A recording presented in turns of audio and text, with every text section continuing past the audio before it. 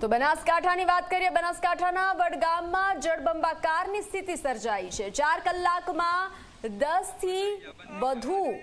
ઇંચથી વધુ વરસાદ ખાબક્યો છે। રોડ રસ્તા અને ખેતરો સંપૂર્ણપણે પાણીમાં ગરકાવ થયા છે। વડગામથી પાલનપુર જતા હાઈવે પર ઘૂંટણસમા પાણી ભરાયા છે।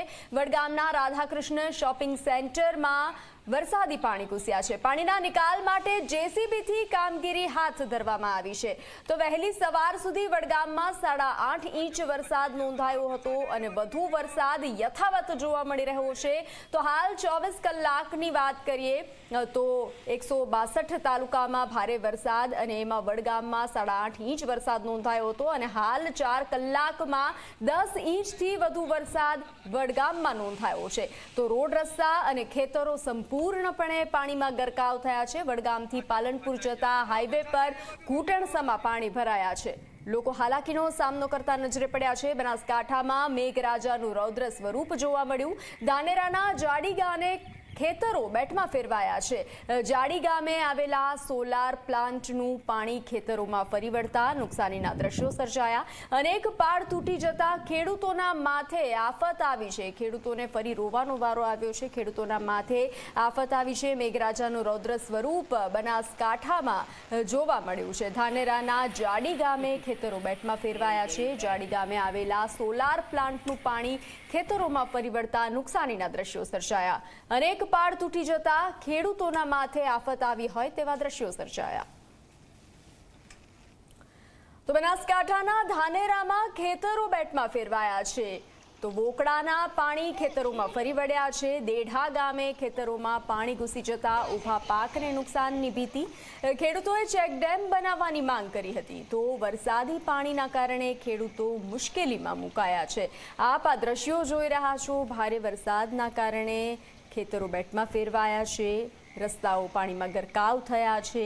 નદી વહેતી હોય તેવા દ્રશ્યો સર્જાયા છે। બનાસકાંઠાના ધાનેરાના આ દ્રશ્યો છે જ્યાં ખેતરોમાં પાણી ફરી વળ્યા છે। વોકડાના પાણી ખેતરોમાં ફરી વળતા હાલાકીના દ્રશ્યો સર્જાયા।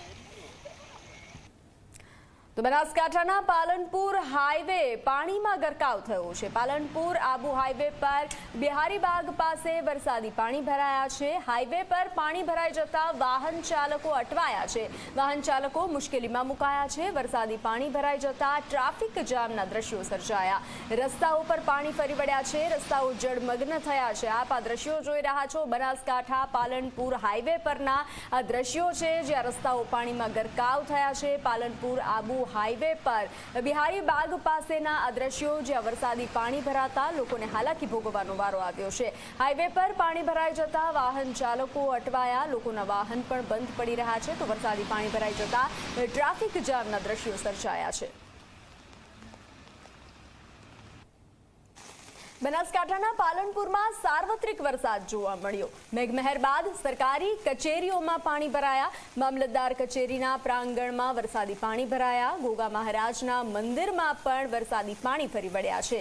તો કચેરી અને મંદિરમાં પાણી ભરાઈ જતા લોકોને હાલાકી ભોગવવાનો વારો આવ્યો છે। આપ આ દ્રશ્યો જોઈ રહ્યા છો। બનાસકાંઠાના પાલનપુરના આ દ્રશ્યો છે જ્યાં સાર્વત્રિક વરસાદ જોવા મળ્યો। સાર્વત્રિક મેઘમહેર જોવા મળી। મેઘમહેર બાદ સરકારી કચેરીઓમાં પાણી ભરાયા છે। તો મામલતદાર કચેરીના પ્રાંગણમાં પણ પાણી ભરાઈ જતા હાલાકી। ગોગા મહારાજના મંદિરના આ દ્રશ્યો છે જ્યાં વરસાદી પાણી ફરી વળ્યા છે। કચેરી અને મંદિરમાં પાણી ભરાઈ જતા લોકોને હાલાકી ભોગવવાનો વારો આવ્યો છે। રસ્તાઓ જળમગ્ન થયા છે।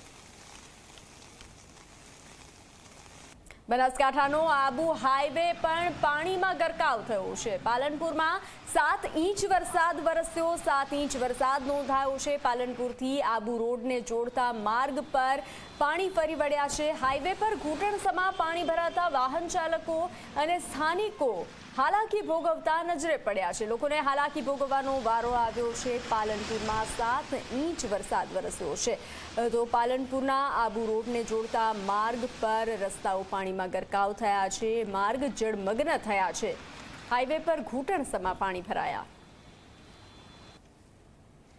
બનાસકાંઠાના ઇકબાલગઢ માર્કેટ યાર્ડમાં વરસાદી પાણી ભરાયા છે। યાર્ડમાં પડેલો માલ પલળી જતા મોટા પ્રમાણમાં નુકસાનીના દ્રશ્યો સર્જાયા।